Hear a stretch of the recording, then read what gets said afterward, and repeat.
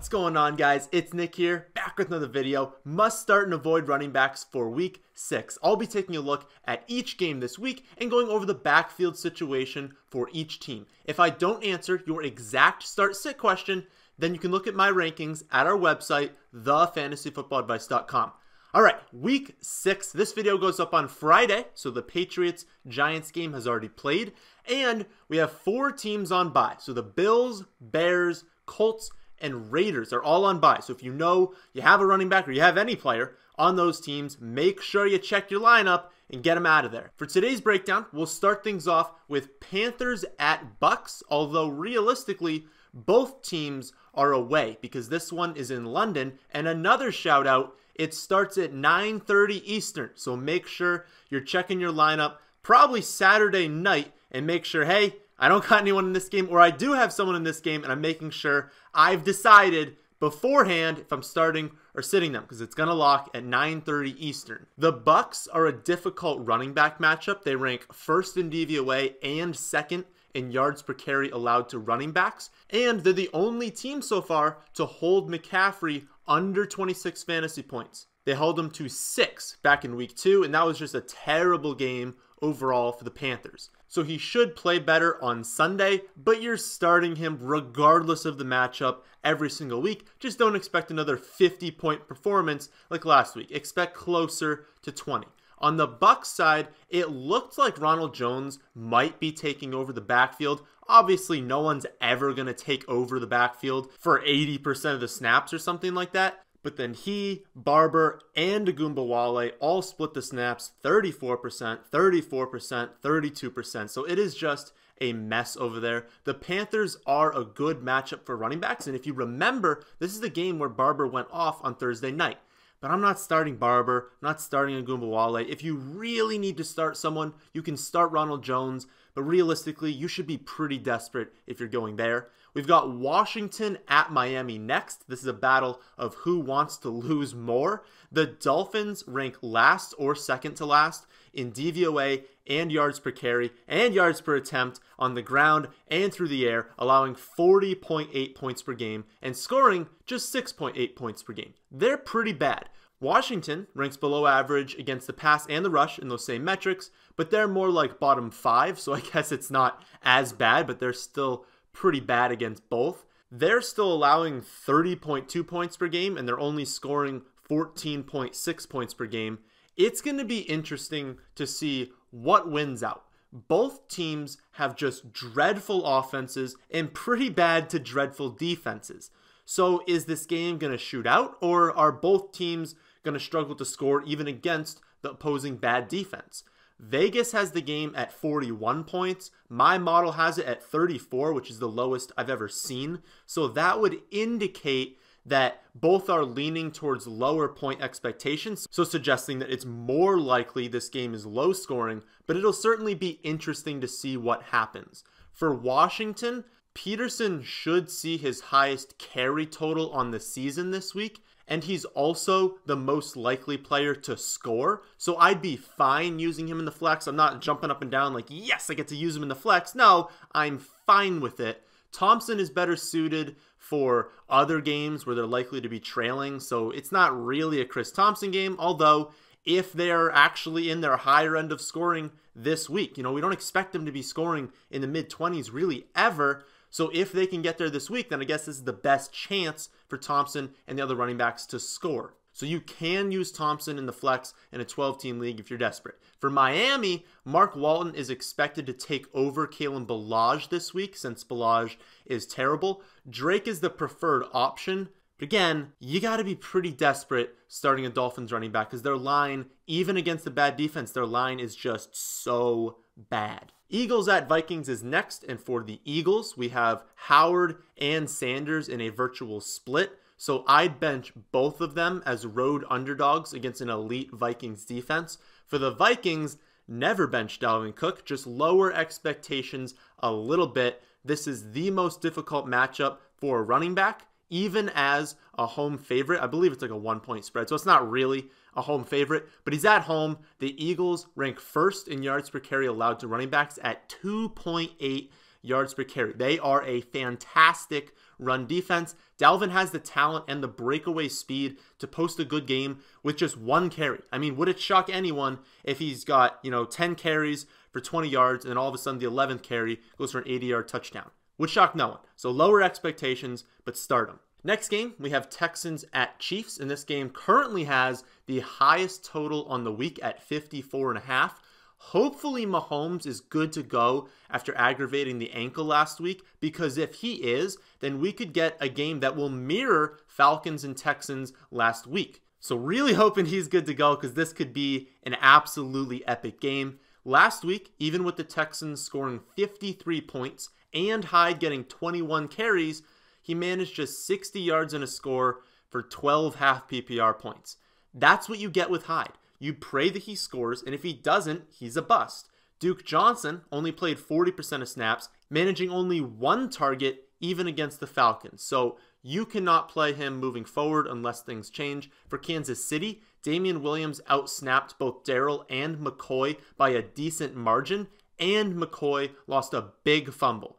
When Williams is fully healthy, he's the guy. And he's the best one for fantasy because they use him so much in the passing game. So as long as he doesn't suffer a setback this week, I'd feel good about him as a running back too.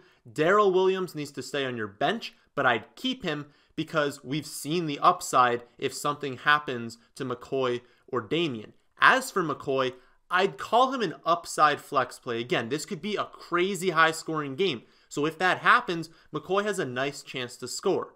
But you're going to need a score, so I really think, yeah, he's got the upside for 2 touchdowns, but he's probably not going to get that many touches being the second back in the offense and losing the fumble. So I'd say high upside flex, but you probably have better options, so I might go elsewhere. Next game is Saints at Jaguars. This is a pretty easy one for the Saints. Start Kamara every week, and Murray needs to stay on the bench until Breeze returns, which might not be that much longer. For the Jaguars, start Fournette every week as well. Seahawks at Browns is the next game, and did you know the Browns opened as favorites in this one? Could not believe that when I saw it, even at home. That's really shocking. But then, obviously, everyone bet the Seattle side, so now it's Seattle by 1.5, which seems like a much better line.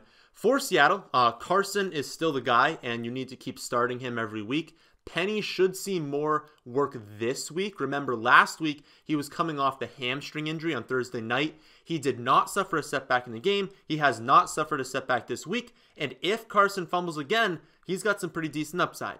But unless Carson fumbles again, he's still the second guy, so you should probably only be starting him in deeper formats.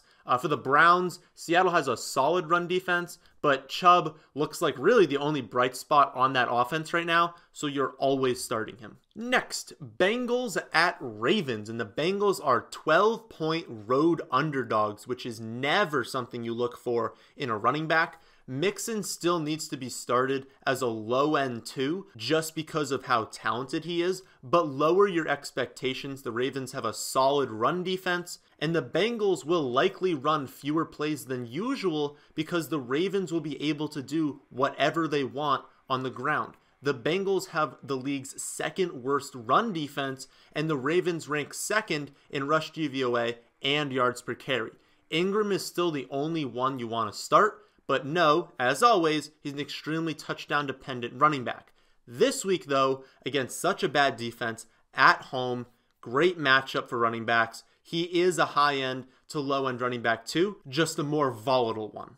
49ers at Rams is next, and this game could be all sorts of interesting for the running back position. So we'll start with the 49ers. The Rams have an average run defense. The 49ers are one of the best rushing offenses in the league, if not the best. However, they lost Kyle Juszczyk. He should be out maybe a month to a month and a half, probably more towards that month and a half range. So we'll see how this changes things. They're still going to be good on the ground, but how good will they be? We have Breida, Coleman, and Mostert basically splitting the snaps evenly last week, although I'll say Mostert got run late in garbage time. It was much more of a split between Breida and Coleman, with Mostert sprinkling in here and there. Coleman will likely take over Jeff Wilson's spot as the red zone back, which produced 8 green zone touches through the first 3 games. Meanwhile, Breida is averaging 6.5 yards per carry and looks dominant on nearly every touch.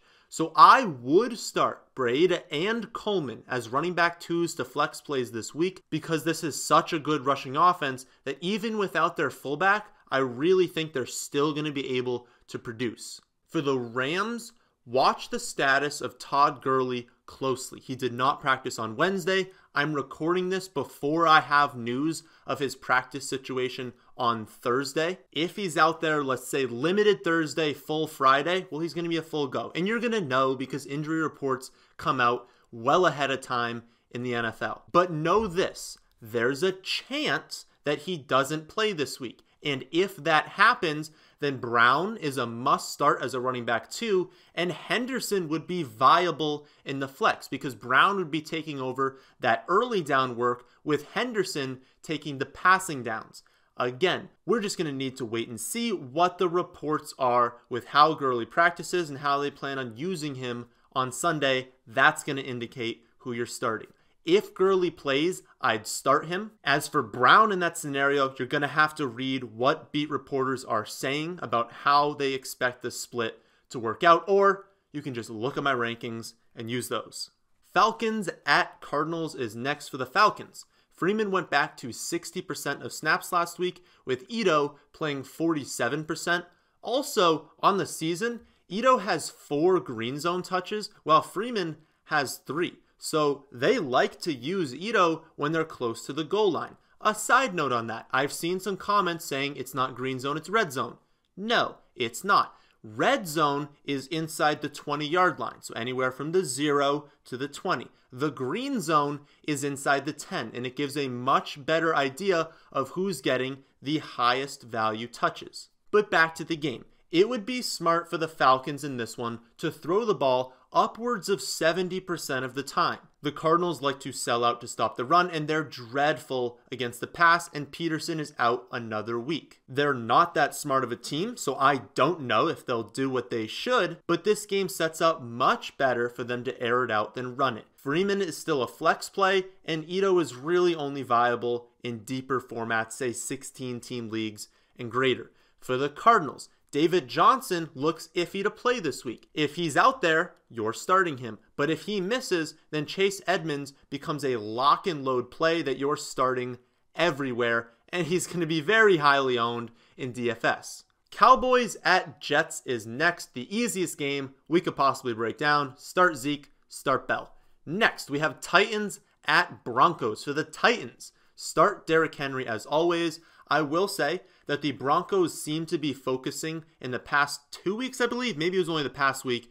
They're focusing more heavily on stopping the run. They got dominated by Fournette, so I believe that game was 2 weeks ago. Ever since then, they're like, hey, we need to not have that happen again. Let's stop the run. So it is possible that Henry, if he doesn't score and he gets stopped to maybe like 50, 60 rushing yards, he has a bad week, but he can obviously smash in any matchup, so you basically have to start him. For the Broncos, Freeman and Lindsey are really in an even split in the backfield. Freeman is getting a few more snaps each week, and Lindsey is used a little bit closer to the goal line. So they're basically even in their value with a little bit of an edge to Lindsey. The Titans have a solid run defense, and this game has a really low total. So I'd have both of them more as flex plays than running back 2s. The Sunday night game is Steelers at Chargers. For the Steelers, Jalen Samuels should miss about a month after a knee scope, maybe a little bit more than a month, which means James Conner will likely take over the complete workload. Even as a touchdown underdog, you basically have to start any running back with his talent. Even with the third string quarterback now, you just got to start him. They're going to use him heavily. For the Chargers, Gordon and Eckler are touchdown home favorites, and even though they're only projected to score into the low to mid 20s in this one, both of them need to be started every week because they have nice touchdown upside and a pretty high reception floor. The final game of the week is the Monday night matchup between the Lions and the Packers. The Lions will travel to Lambeau after their bye in week 5. Just like the 49ers did last week, the Lions will have 15 days to prepare for the Packers. So I was a little bit surprised to see them open as 6-point underdogs. That's been bet down to 4.5 points, and I would not be shocked to see it drop to 3 points. For the Lions, continue to start Kerryon Johnson every single week, regardless of the matchup. For the Packers, Jamal Williams has not cleared concussion protocol at the time of this recording. If he misses again, you're starting Aaron Jones. If he passes the protocol and he's out there, you're still starting Aaron Jones, and you can't trust Jamal Williams just yet. So that is everything you should need answered at the running back position for week 6. If you have multiple players listed as starts or some bad luck and you only have sits, then take a look at my rankings at our website, thefantasyfootballadvice.com. But that's the end of this one. I hope you all did enjoy. If you did, how about hitting that like button? And if you're new here, how about subscribing to the channel? But thanks for watching.